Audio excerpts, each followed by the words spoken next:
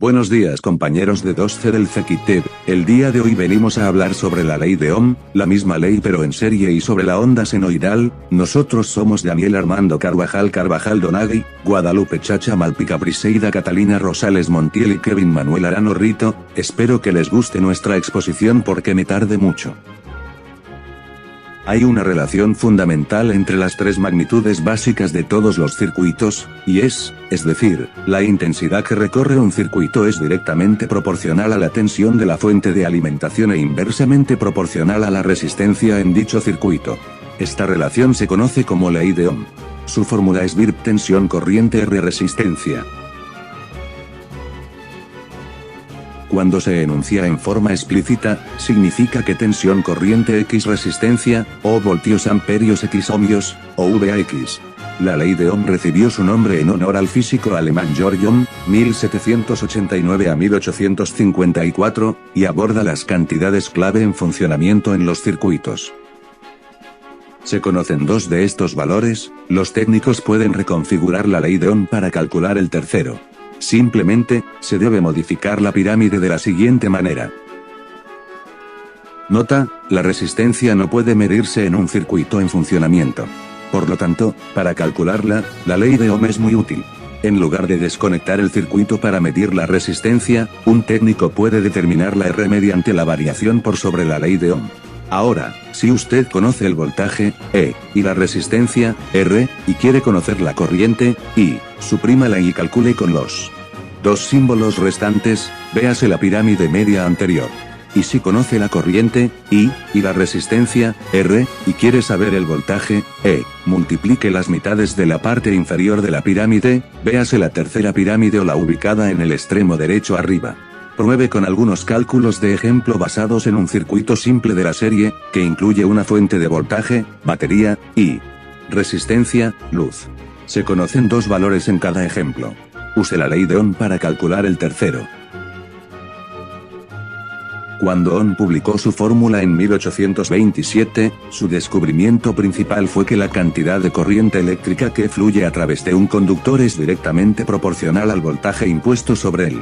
En otras palabras, es necesario un voltio de presión para empujar un amperio de corriente a través de un ohmio de resistencia. La ley de Ohm puede usarse para validar valores estáticos de los componentes del circuito, niveles de corriente, suministros de voltaje, caídas de tensión. Si, por ejemplo, un instrumento de prueba detecta una medición de corriente más elevada que la normal, puede significar que la resistencia ha disminuido. El voltaje se ha incrementado, provocando una situación de alta tensión. Esto podría indicar un problema con el suministro o un problema en el circuito. Ahora hablaremos de la ley de Ohm en serie.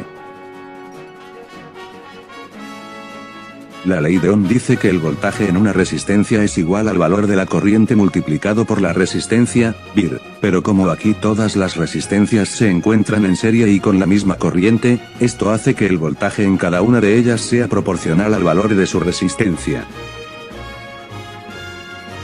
Ahora, ¿cómo podemos aplicar esto a un circuito?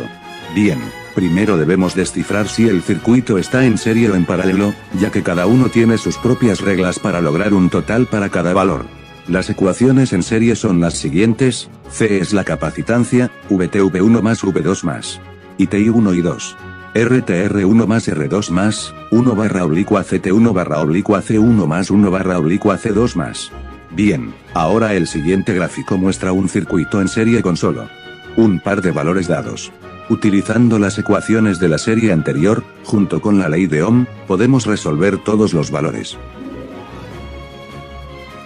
El siguiente tema es el de la ley de voltaje de corriente directa.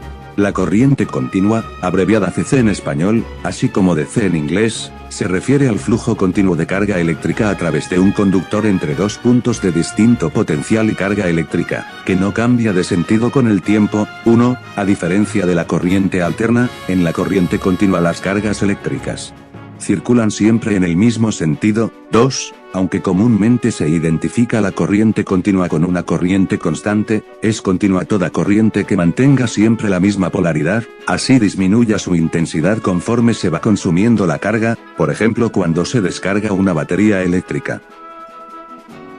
También se dice corriente continua cuando los electrones se mueven siempre en el mismo sentido, el flujo se denomina corriente continua y va, por convenio, del polo positivo al negativo. 3.